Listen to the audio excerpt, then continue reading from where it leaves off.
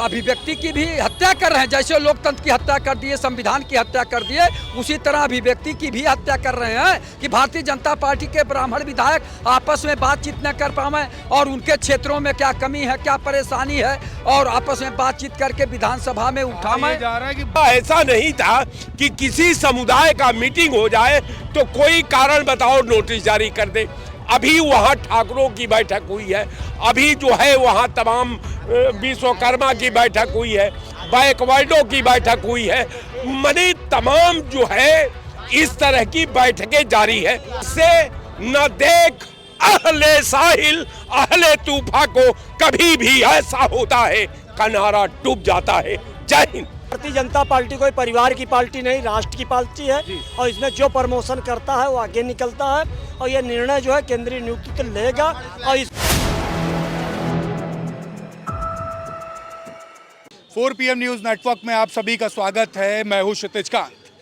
UP में एक अलग हलचल मची हुई है ब्राह्मण विधायकों की बैठक के बाद से। आप देख रहे हैं सियासी गलियारों में हड़कंप सा मचा हुआ है। भारतीय जनता पार्टी के तमाम ब्राह्मण विधायक एक बैठक करते हैं और उसके बाद आपने देखा प्रदेश अध्यक्ष ने क्लास तक लगा दी, इसकी भी चर्चा तेज हो जाती है।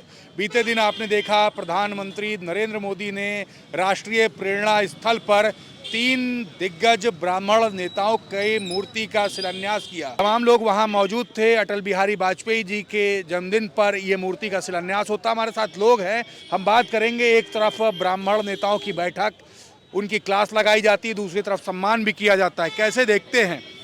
ब्राह्मण विधायक बैठक करते हैं, वहाँ पर प्रदेश अध्यक्ष क्लास लगा देते हैं और कल की डेट में ब्राह्मणों को साधने का प्रयास किया जाता है मूर्ति के शिलान्यास के तहत। इस तरीके के सवाल सोशल मीडिया पर चल रहे हैं। कैसे देखते हैं यूपी की राजनीति किस तरह बढ़ रही है? आदरणीय प्रधानमंत्री नरेंद्र मोदी जी कल लखनऊ में प्रेरणा स्थल का उद्घाटन किए। उसमें माननीय स्वर्गीय अटल बिहारी वाजपेयी जी की मूर्ति, डॉक्टर श्यामा प्रसाद मुखर्जी की मूर्ति, दीनदयाल उपाध्याय जी की मूर्ति का अनावरण किए। बहुत अच्छी बात है, लोगों ने स्वागत किया। लेकिन उत्तर प्रदेश सरकार में, भारतीय जनता पार्टी की सरकार में, भारतीय जनता पार्टी के 40 विधायक या 52 विधायक कहीं जो बैठ के आपस में मीटिंग किए या भोज किए, तो उस पर भारतीय जनता पार्टी के प्रदेश अध्यक्ष आदरणीय पंकज चौधरी जी ने नोटिस जारी कर दिया। आप ये बताइए, क्या ब्राह्मण विधायकों को आपस में बातचीत करने का अधिकार नहीं है?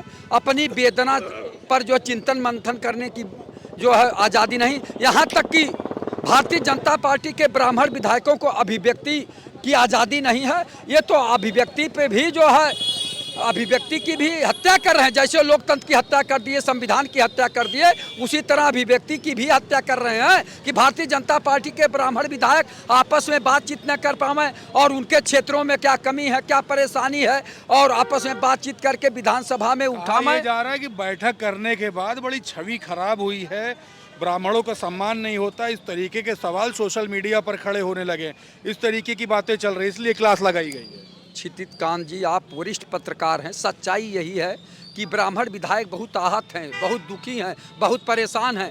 उनका कहीं सुनवाई नहीं हो रहा है और वो अपने समाज की बात को कहीं उठा भी नहीं पा रहे हैं। और ब्राह्मण ये महसूस कर रहा कि हमारे साथ अन्याय, अत्याचार और समझिए कि उनकी आत्मा को जो है ठेस पहुंचाई जा रही है। वो अपने समाज का हित नहीं कर पा रहे हैं और बहुत दुखी हैं, अपने क्षेत्र का विकास नहीं कर पा रहे हैं, उनकी कहीं सुनवाई नहीं हो रही है। तब वो जो है विधायकगण आपस में मिलकर बातचीत कर रहे थे, अपने दुखों का आदान प्रदान कर रहे थे। उस पर भी भारतीय जनता पार्टी के प्रदेश अध्यक्ष ने नोटिस जारी कर दिया। वो लोग बहुत दुखी हैं। बिल्कुल। क्या कहेंगे, नाम क्या हुआ आपका सर? हमको तो लोग विनोद राय कहते हैं। विनोद राय जी, सवाल ये है कि ब्राह्मण विधायकों की बैठक होती है, प्रदेश अध्यक्ष भाजपा के क्लास लगा देते हैं। बीते दिन प्रधानमंत्री नरेंद्र मोदी आकर के 3 मूर्तियों का शिलान्यास करते हैं वहाँ पर, और उसके बाद राजनीति एक अलग पलटा खाती है। एक तरफ क्लास लगाई जाती है, दूसरी तरफ सम्मान करने का काम किया। चल क्या रहा है?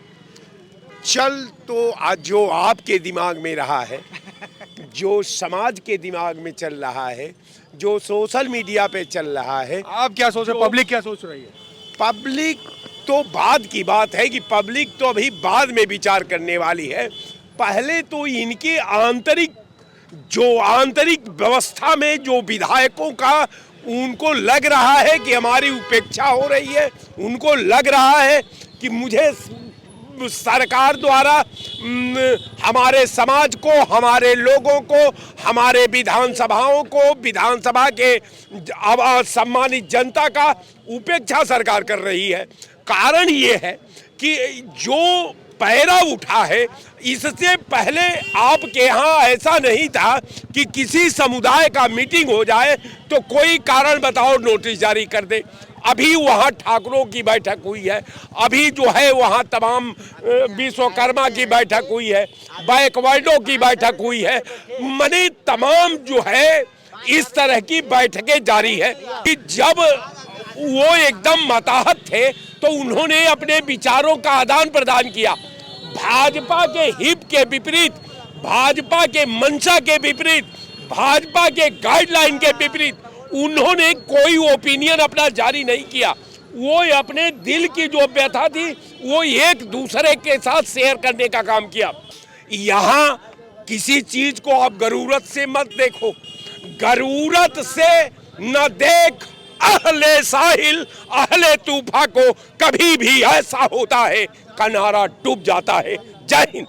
कैसे देखते हैं ब्राह्मण विधायकों की बैठक होती है और इस बैठक को राजनीतिक दृष्टिकोण से देखा जाता है कि कोई खलबंडल अंदर चल रहा है, इस तरीके की बातें होने लगती है। और दूसरी तरफ ये तक कहा जाता है कि ब्राह्मण नाराज हैं। लेकिन बीते दिन प्रधानमंत्री नरेंद्र मोदी ने जो शिलान्यास किया मूर्तियों का, श्यामा प्रसाद मुखर्जी, अटल बिहारी वाजपेयी, आरएसएस के जी साहब का जी जो अनावरण हुआ है उसको लेकर के कहा जा रहा है ब्राह्मणों का सम्मान भी हुआ। कैसे देखते हैं, राजनीति दृष्टिकोण से क्या देखते हैं? उसके लेकर हम ये सोचते हैं कि अगर ऐसा वो सोचते हैं तो कोई गुनाह नहीं है। जब हर राजनीतिक चुनाव में हर दल किसी न किसी रूप से जो है, अब जैसे इनके यहाँ निषाद पार्टी है, निषाद संगठन की बैठक हुई, उसको तो और हर दल की इनके यहाँ होती है, प्रजापति समाज की होती है, कुम्हार की भी होती है, तो वो होती है, ठीक है, अच्छी बात है एक राजनीतिक इक्वेशन में। लेकिन मेन चीज़ है कि ब्राह्मण मुख्यमंत्री बहुत दिन से नहीं हुआ, तो अगर वो ऐसा सोचते हैं तो कोई गुनाह नहीं है।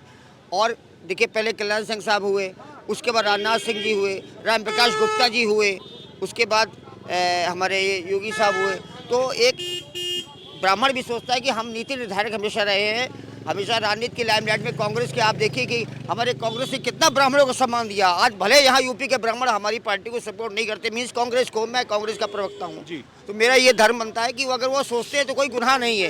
क्योंकि आप देखिए, कांग्रेस ने पंडित रविशंकर शुक्ला, पंडित उमाशंकर दीक्षित, पंडित डीपी मिश्रा साहब, ये इंदिरा जी के चाणक्य थे, कमलापति त्रिपाठी साहब, विद्याचरण शुक्ला, मतलब कितना सम्मान नेतृत्व इनका। सम्मान नहीं हो रहा, ये मानते हैं? ये तो एक नज़र मैंने पेश की, चूंकि कांग्रेस का शासन रहा और कांग्रेस ने इतना सम्मान दिया। बिल्कुल। आज भी अजय राय जी हमारे कांग्रेस के ब्राह्मण हैं। जी, आप क्या सोचते हैं, जो बैठक हुई है ब्राह्मणों की, ब्राह्मण विधायकों की भारतीय जनता पार्टी में, इसको लेकर आप क्या सोचते हैं, क्या मन में आता है, राजनीतिक दृष्टिकोण क्या है? देखिए, हम आपको बताते हैं, भारतीय जनता पार्टी ने कहा सबका साथ, सबका विकास, सबका विश्वास, सबका प्रयास, उसी आधार पर चल रही है। और आज जो भी भारतीय जनता पार्टी की सरकार चल रही है वो एक जात एक धर्म की नहीं चल रही है, वो सबके हित की चल रही है। यहाँ ब्राह्मण विधायकों की जब बैठक हुई उसके बाद क्लास भी लगा दी प्रदेश अध्यक्ष ने, ये भी बातें आई हैं। ये भारतीय जनता पार्टी कोई परिवार की पार्टी नहीं, राष्ट्र की पार्टी है, और इसमें जो प्रमोशन करता है वो आगे निकलता है। और ये निर्णय जो है केंद्रीय नेतृत्व लेगा, और इसको जो है अरे तो समाजवादी पार्टी जी क्या कह रहे हैं? हम कह रहे हैं, इतनी बड़ी पार्टी, देश की सबसे बड़ी पार्टी है, और ब्राह्मणों के बेस पे ये सत्ता में आते हैं, उसके बाद भी इनके पास कोई एक ऐसा काबिल मतलब चेहरा नहीं है कि जो मुख्यमंत्री बन सके। अरे डिप्टी सीएम बनाया तो ब्रिजेश पाठक। अरे भैया, आपके पास 4 सबसे बड़े पद है, 4 सबसे बड़े पद है, प्रधानमंत्री, रक्षा मंत्री, विदेश मंत्री और एक आपका वित्त मंत्री। इनमें कौन, आप बताइए, पंडित आदमी है? ये हमेशा छलने का काम करती चली आ रही शुरू से। ये प्रधानमंत्री अटल बिहारी वाजपेयी थे भाई, भूल गए?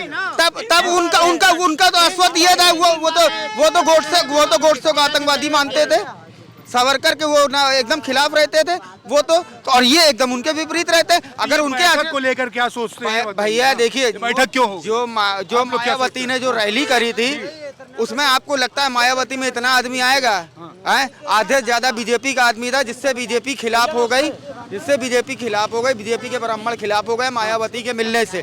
क्योंकि अगर ये लोकसभा चुनाव या अभी उत्तर प्रदेश के जो चुनाव होने 27 में, अगर इसमें ये गठित होकर आपस में गठबंधन करके ये लड़ते हैं तो इसमें ब्राह्मणों का सम्मान पूरी तरह से घुस जाएगा। आप ये सोच के चलिए, हम कह रहे 11 साल से सत्ता में, 11 साल से कोई एक ब्राह्मण चेहरा बता दीजिए जिसको मुख्यमंत्री बनाया हो। उप मुख्यमंत्री तो सर बना दिया, एक उपमंत्री बना, विधानसभा अध्यक्ष भी बनाया 17 की सरकार में, और जो है मुख्यमंत्री भी बनाया जा रहा है।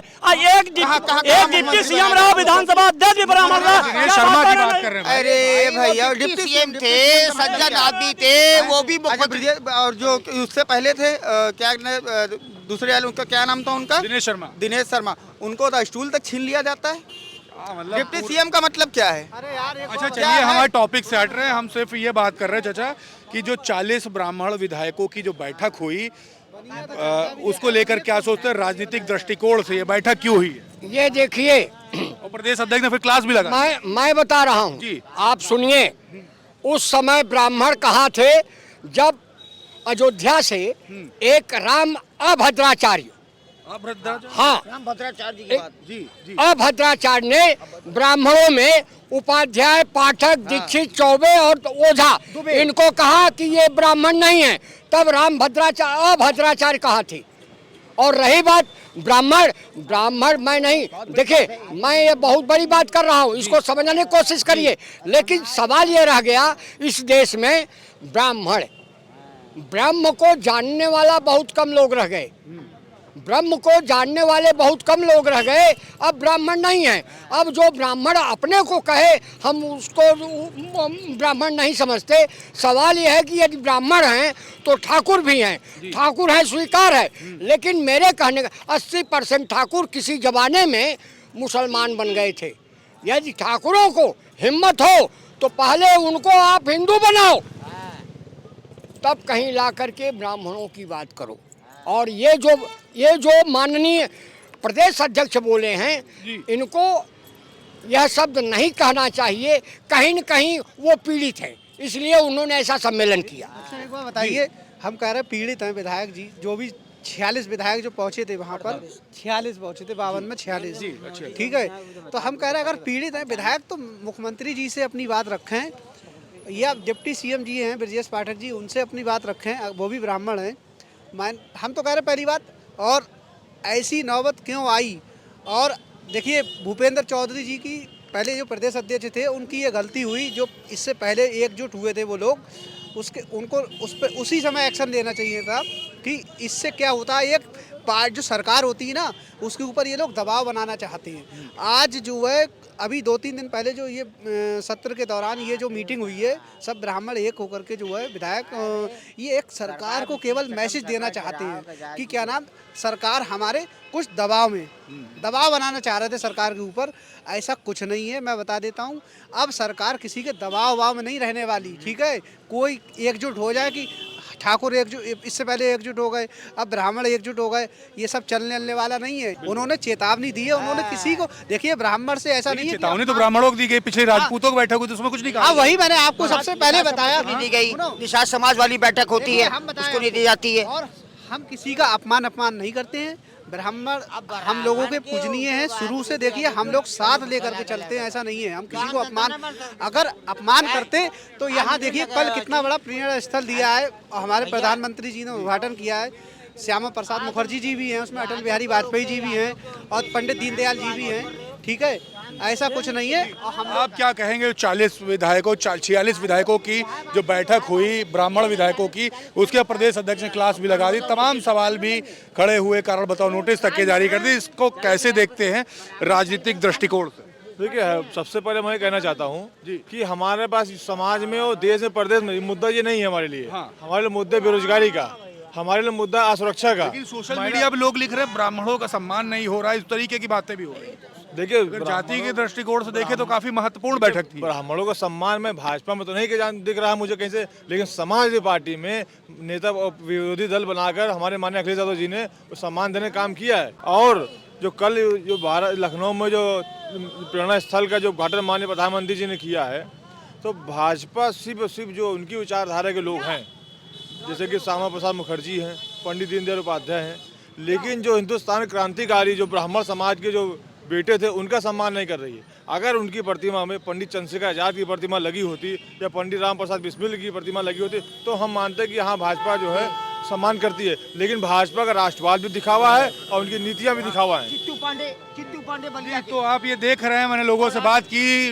लगभग 40 से ज़्यादा ब्राह्मण विधायकों की बैठक हो जाती है। उसके बाद आपने देखा प्रदेश अध्यक्ष ने क्लास तक लगा दी। सोशल मीडिया पर सब लोग लिख रहे हैं कि आखिरकार उत्तर प्रदेश की राजनीति में ये उथल पुथल क्यों, ब्राह्मण विधायकों की बैठक क्यों, आखिरकार क्या हुआ। लोग ये तक लिख रहे हैं कि पार्टी की व्यक्तिगत बैठक थी, लेकिन ये जो नोटिस जो जारी हुआ या प्रदेश अध्यक्ष ने जो क्लास लगाई, ये जो चर्चा है ये काफ़ी सवाल खड़े कर रही है। क्या भारतीय जनता पार्टी के अंदर सब कुछ ठीक है? तमाम सवाल थे, मैंने लोगों से बात की। आपकी क्या राय है कमेंट बॉक्स में लिखे और जुड़े रहे 4 PM न्यूज़ नेटवर्क के साथ ग्राउंड रिपोर्ट के लिए। मैं हूं क्षितिज कांत, कैमरा पर्सन शुभम के साथ 4 PM न्यूज़ नेटवर्क के लिए। धन्यवाद।